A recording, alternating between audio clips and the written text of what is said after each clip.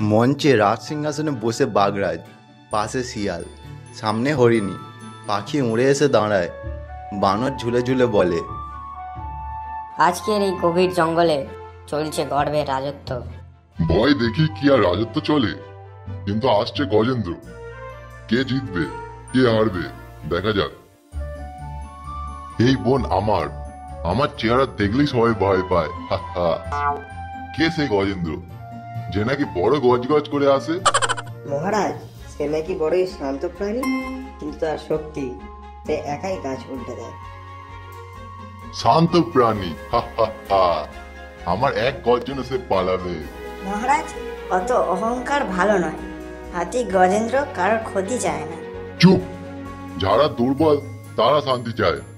আমি বলি, যুদ্ধেই প্রমাণ হবে কে রাজা। গজেন্দ্র হাতি ধীরে ধীরে প্রবেশ করে। সে গম্ভীর ও শান্ত। তার পিছনে টিয়া, বানর মোহন আর হরিণী যায়। বনে সবাই যেন নিরাপদ থাকে, তাই আমি শান্তি চাই।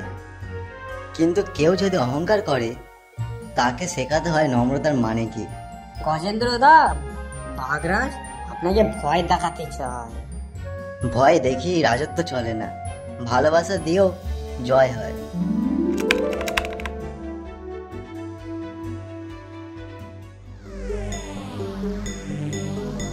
এই শোনো গজেন্দ্র, আজ রাজত্বের ফয়সালা হবে।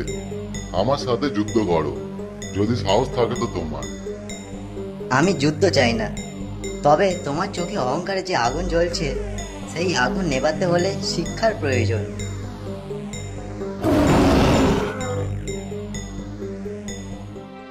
আমি তো ভাবতাম ভয়ই শক্তি, কিন্তু তুমি তো শান্ত থেকেও শক্তিশালী। শান্তিই বড় শক্তি। ক্ষমা আর শ্রদ্ধা যার মধ্যে থাকে, সেই হয় সত্যিকারের রাজা। মঞ্চে সবাই একত্র। বানর আনন্দে লাফায়, শিয়াল হাত জোড়ো করে মাথা নিচু করে, হরিণী হাসে। আমি অহংকারে অন্ধ ছিলাম, আজ থেকে আমি গজেন্দ্রের মতো শান্তভাবে চলবো। আজকে বনের সবাই খুশি। তাহলে বলি বন্ধুরা, যে ভয় পায় সে কখনো ভালোবাসে না, আর ভালোবাসা ছাড়া রাজত্ব নয়, হয় অত্যাচার। তাই আসুন, ভালোবাসায় গড়ি নতুন বন রাজ্য। সবাই একসাথে হাত তুলে বলে, শান্তি চাই, অহংকার নয়।